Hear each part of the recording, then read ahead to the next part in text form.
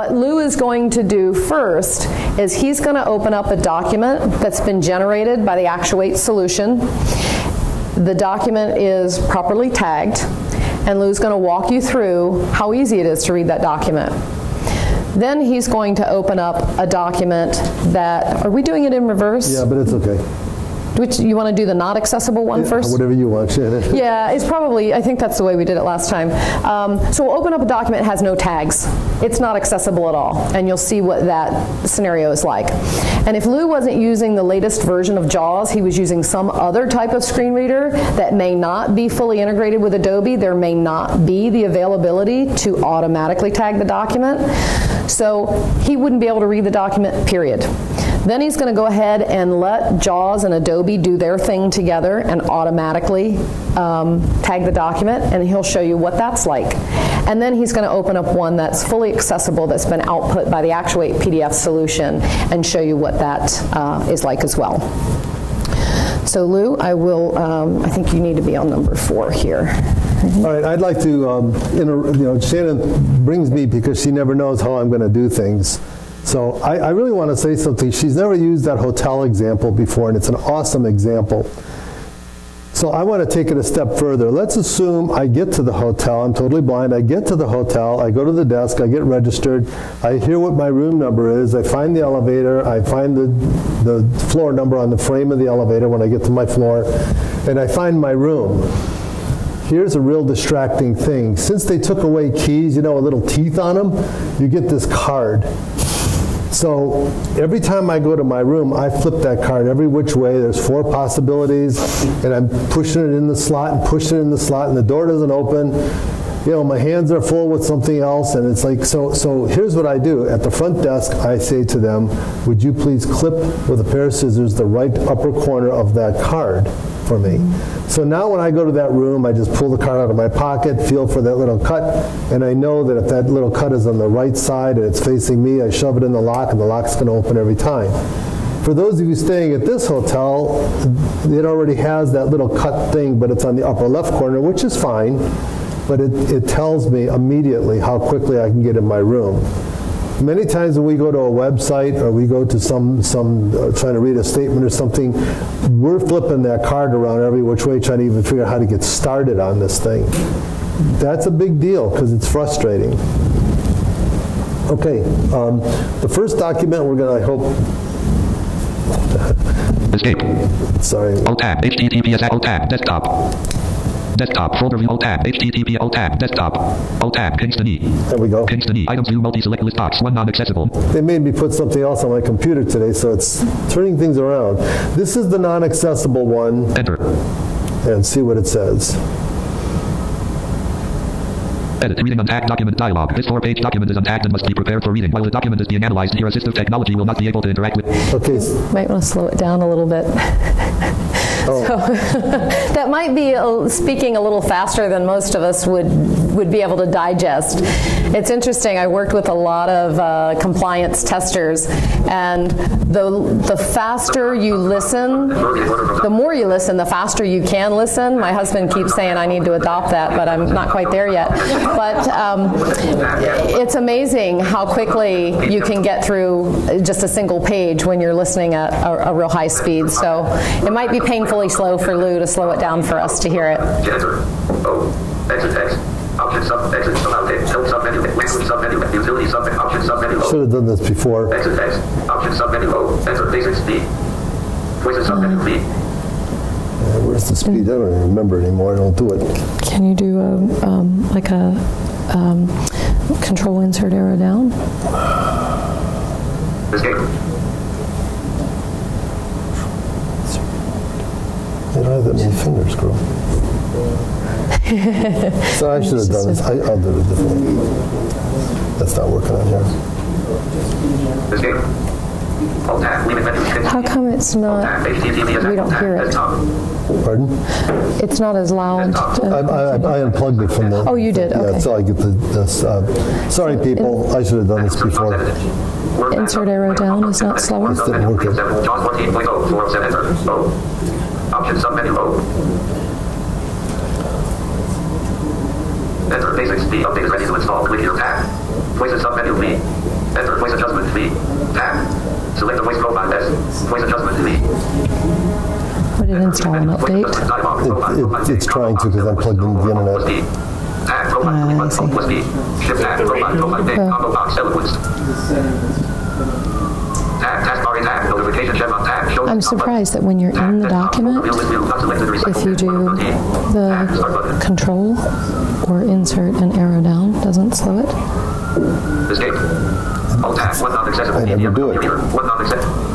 If you do control, no, just do control and arrow down and see if that does it. Alert document unavailable. Nope. Alert document unavailable. And not an insert arrow Document down. unavailable. You know what? You're going to have to listen to it at this speed. Sorry. I didn't do it ahead of time, and Jaws is trying to install an update on my computer at the same time. If we have that happen, the computer shuts down, so we're just going to, you're going to learn to listen fast today. The interpreter, I'm sorry. Your spouses will be delighted. Okay, so this first one said it wasn't accessible. I canceled out of that because there's no sense going through a non-accessible document. The next one I'm going to let you work on is Alert document unavailable. Alert document unavailable. Escape. Alert document unavailable. Alt F4. Shannon, you're never going to invite me to do this again. Alt tab. Kingston E. Okay. 2SW left left CC statement. Now this one that we're going to bring up has some accessibility built Enter. into it. Edit reading See untagged what that document has to dialog. say. This 4-page document is untagged and must be prepared for reading. While the document is being analyzed, your assistive technology will not be able to interact with this application. Reading order, combo box, infer reading order from document recommended. 1 of 3. Alt plus enter. 2SW left left CC statement. Okay, so what that basically said was Processing page that, 404. that this document wasn't, Page has no links. 2SW left left 2 underline SW. what it basically was saying is that this document is not accessible, that JAWS is now and Adobe are working together to get this thing to work. I've selected the recommended reading order. The first thing it said that I just stopped it from saying out loud was, there's no links available. I don't know if you see on the screen, but are there links showing? There are links. If you look under Contact Us heading, you'll see there's an email link and a website link that aren't available to them at this point. So what I'm going to do is I'm going to ask my computer, is there any links? Because I told you what it said, but No links. no links. No links. No links. Okay, let's look at headings. Now There are no headings on this page. there's no headings on this page. But we see headings. We see bold headings on the page. But the conversion didn't allow for the proper tagging of those headings. Let's look at graphics. Graphic 2.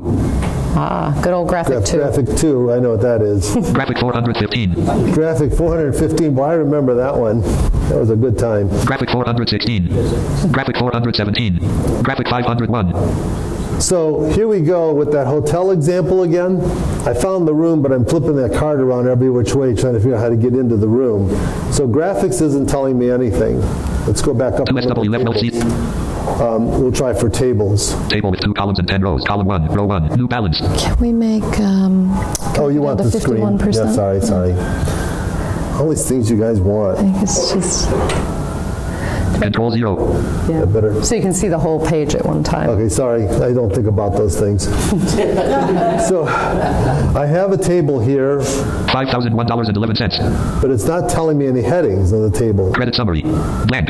Credit limit. $10,000. Okay, it is there. Available credit. $4,998.89. Cash advance limit. So what I want to do, though, is something else that I found very interesting when we put this together. I'm going to go down 5 tables. Table with 2 columns and table with 3 columns and table with 2 columns and table with 5 columns, table with 2 columns and 5 rows. Column 1, row 1. SF Wealth. SF Wealth. Sam Shai. I don't know what that is. Sanchai. Yeah, what it's reading right now is it's reading this as a table. So that says Sam Shai, which would be the recipient of the statement. It's kind of hard to see because the font's pretty small. 951 Mariners Island Boulevard. And that's probably Sam's address. 1511 Lombard ST. San Mateo. Hey, listen, Sam, you must live in California. San Francisco. USA. CA. 94404. Okay, so that's the 5th table down. Any questions of what we're doing on this at this point? Because I want to go to... One question? It read San Mateo and then it read San Francisco. Is that an example of just reading left to right? Just skipping across so you don't... Exactly. Lou wouldn't know that San Francisco was associated with a different address than what San Mateo was associated That's true, with. I didn't think about that. Street, then read city, state, Correct. state. Yeah. Instead of reading it as a block. 94111. That's a zip code, I hope. Table end. Blank. 20134559990001010000015100000. Okay, I have no idea what that number is. That's the microcode on the bottom. Actually, I was hoping that was my balance. Because if that's the case, I'm out of here. Okay, I want to go now to the one that's perfectly tagged. And it's very interesting. Alt F4. Pinch the knee. Item 2. Remember the 3SF Wealth fifth accessible. Not table, too late. because I think you referenced that 2SW. again. 3SF Wealth accessible. Enter.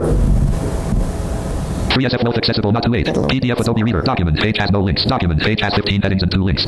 Okay, it said 3SF Wealth accessible. F. it said this page has no links. Then it got itself caught up and it said it has 15 headings, I think it said, and 2 links. Let's find out if it has. 51%. Oh, sorry.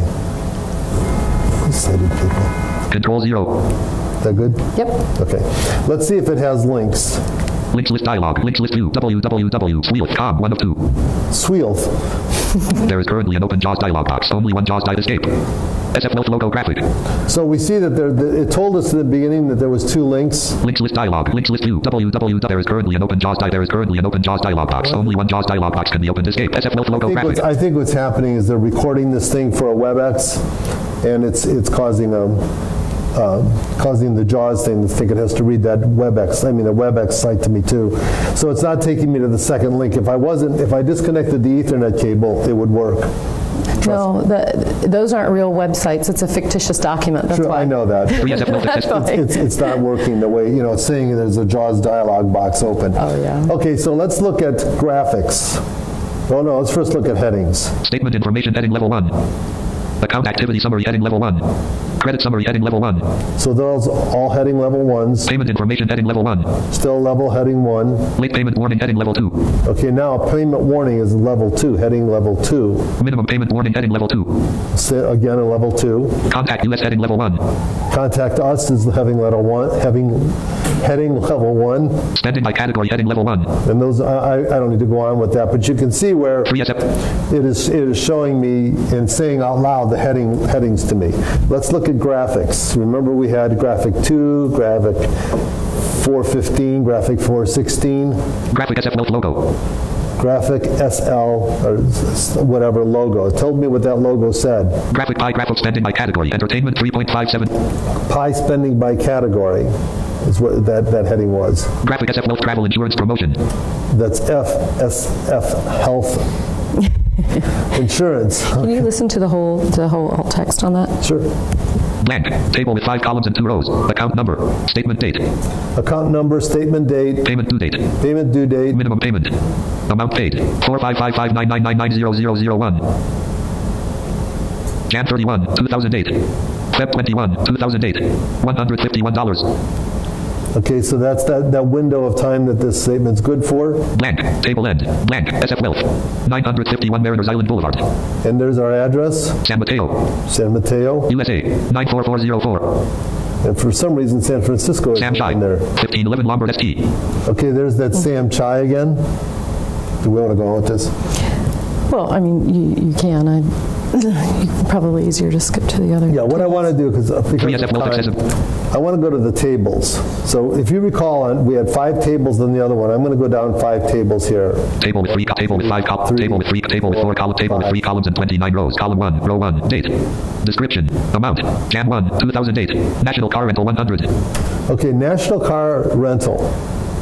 The 5th table on the other one was that Sam Chai thing, and the National Car Rental never showed up in any of the tables and any of the graphics on the one that was supposedly tagged by Adobe and JAWS. So it just didn't happen. And by the way, I've gone through this thing over and over again trying to find this car rental one on the other one, and I just can't find it. It's not there. So obviously a very important part of this statement is not showing up. $162.20. Jan 1, 2008. Cable Car Museum. Okay, January 1, 2008, Cable Car Museum. It gave me all those headings. $23.77. $23.77. So we can go on with this, but it's just going to be over and over with the same thing. One thing I want to say about having tagged documents and having accessible information, be it in Braille, large print, audio, or 508 compliant tagged documents.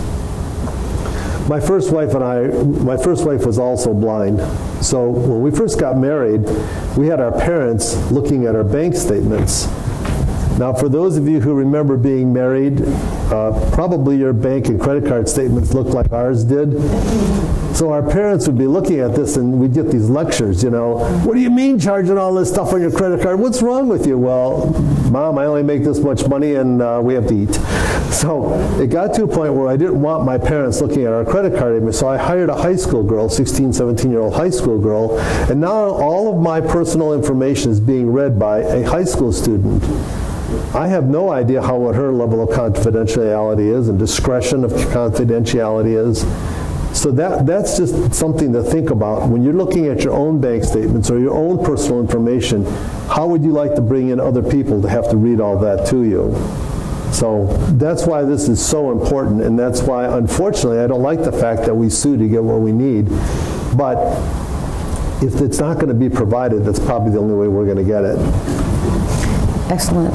Thank you, Lou. That was an awesome demonstration of that.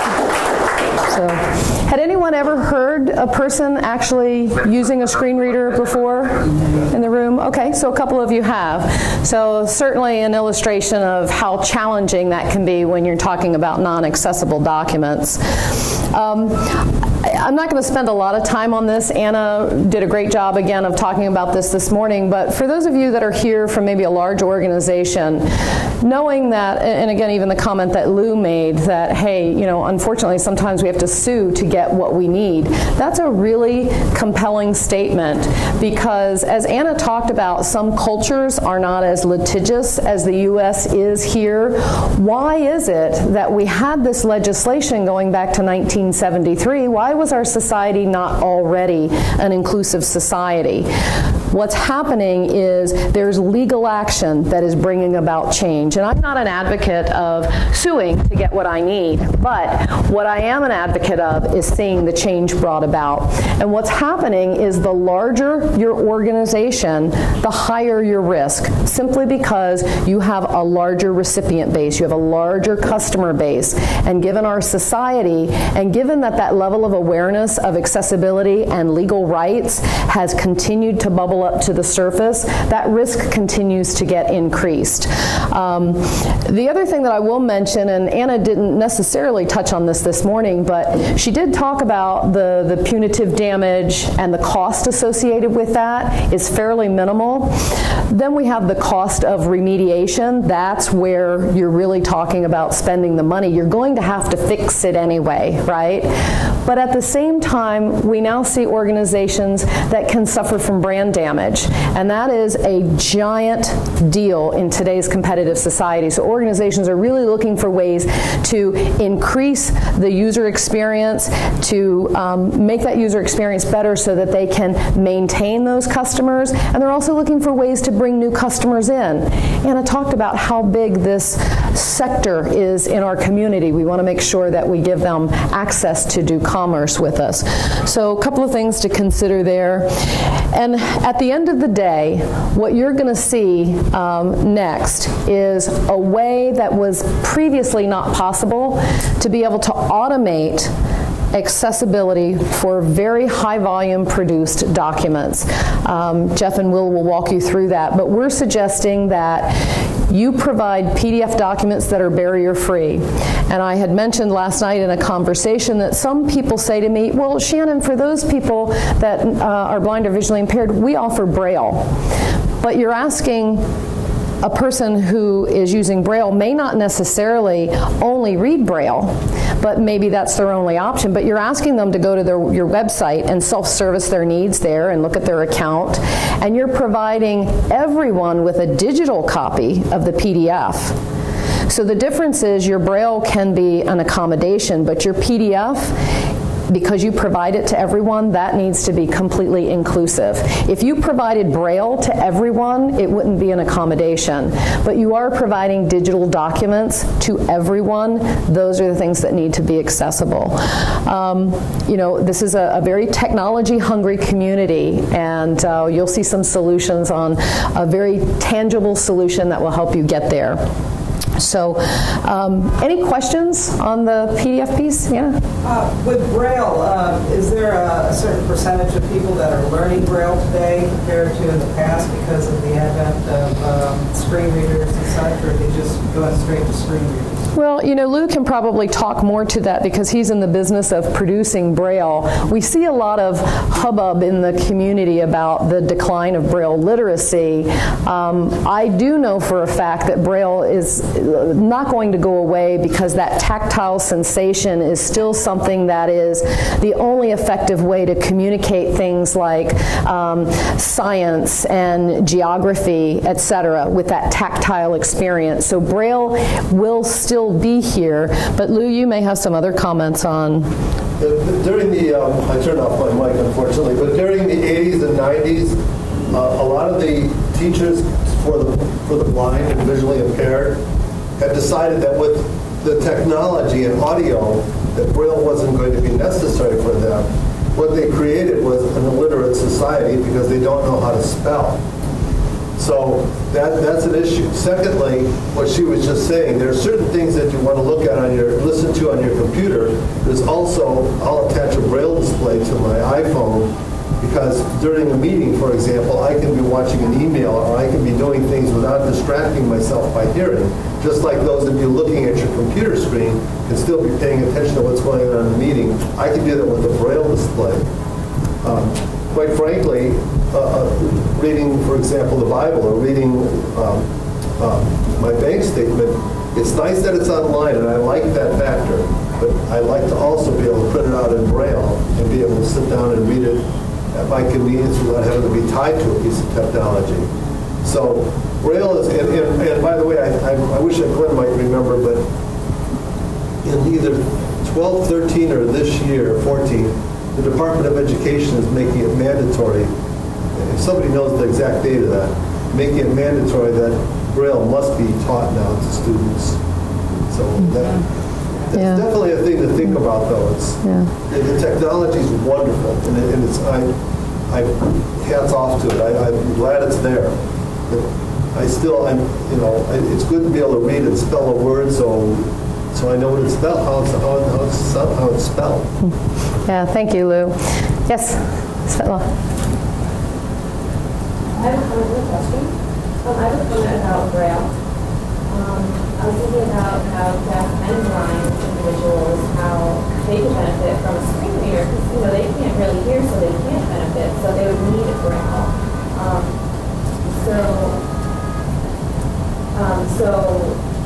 So they still need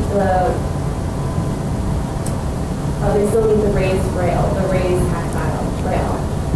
They need that to connect to the computer, and then on the screen, they could use a screen reader to connect with the raised Braille. Right.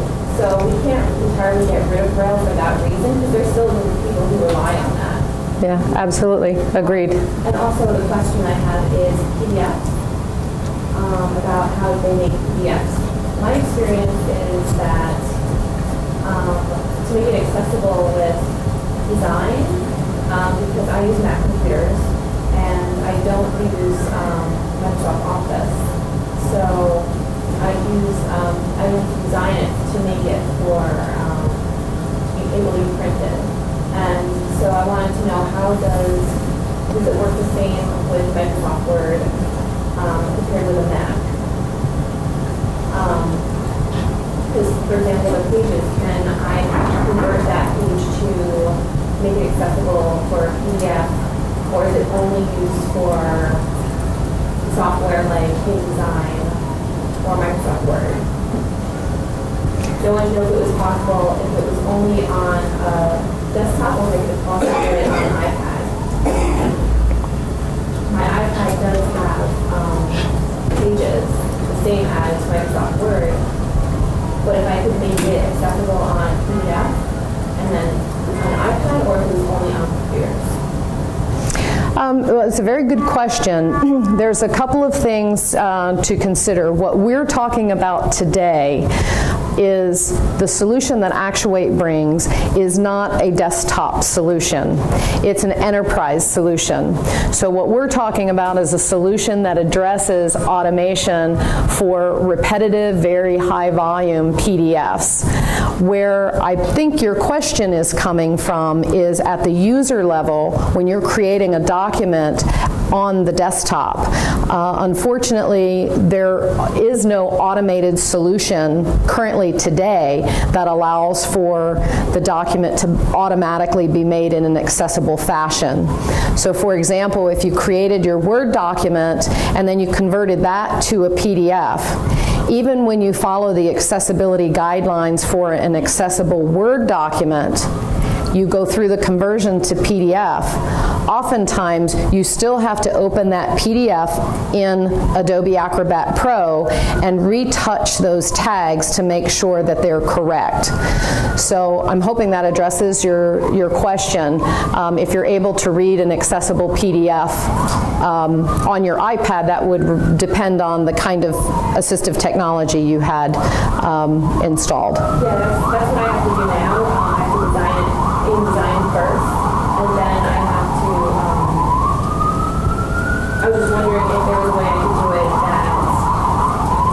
that it's only on the laptop, or if I could just do it on the iPad, maybe on the iPad myself, if there's a way I could do it that way. Well, iPad doesn't do well with PDF, period. So if anyone's using an iPad, there's not a lot of compatibility there. Apple and Adobe are a little too competitive to make their stuff work well together, but there are other applications that will read PDF. I have found that most that are using an iPad do have difficulty reading PDF, period. You had another comment? Well, there are some apps for the iPad that will convert to PDF. Right. There's some on the iTunes store. Yeah. One, just in Googling it, there's one called Save to PDF. Well, hopefully that one works well. I have a couple of them on my iPad, and unfortunately I haven't found anything that worked really, I'm not sure. really well for me. Yeah. I just know the resource. Right. Yeah, but good, very good questions. The other thing that I will mention about Braille, since that alternate format came up, again, large organizations being forced to move to accessible platforms, going to have to consider all those high volume documents, traditionally very difficult to make accessible. You're going to see that solution in just a moment.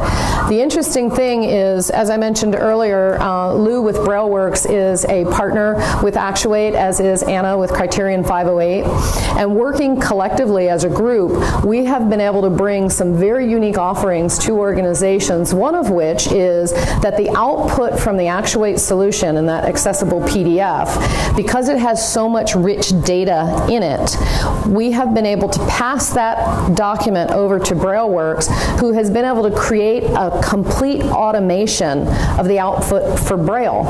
And what that has done in one of our use case studies with one of the country's largest insurance organizations is it had reduced their cost somewhere in the 40 to 80% of their Braille production.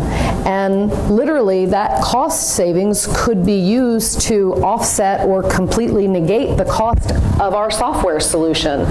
So now we are looking at not just PDFs, but we're looking at a completely inclusive solution for organizations. Want to comment? Shannon, if I could comment on that, because I was involved in that study, that relationship with this large insurer. What we found, we used the insurer's low volume number and high volume number in terms of what they would need to produce in Braille and large print.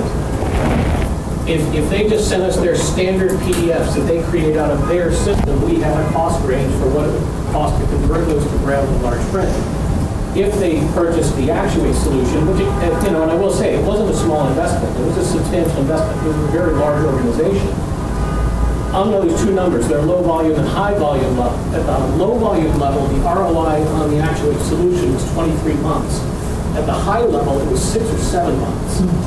And they realized enough cost savings just in their Braille and large print production to pay for the Actuate solution, and then from there forward, they had fully compliant tagged PDFs for their about 1.9 million states a month or whatever they were sending. So it's pretty significant, the labor savings because of the rich text or richly produced product that Actuate put out, reduced the cost of producing the other accessible items. And then it becomes more of a marketing opportunity for the company because now they can present themselves as, look what we're doing for our community. And we all know it's a compliance issue, so there's an expense there. But why not make it an opportunity to serve the community better and reach other people in the community and say, you know, come over here. We've got data that you can use. Sure. It's a very, very big opportunity for this organization. Sure. Yeah, thank you, Glenn. So all great comments and questions. I'll be here for the remainder of the session as well. I want to get things turned over to Jeff and Will. Will Davis is, heads up our technical engineering division, and Jeff Williams is our director of product management. So it's very exciting things to show you demonstrating the technology today. So thank you, everyone.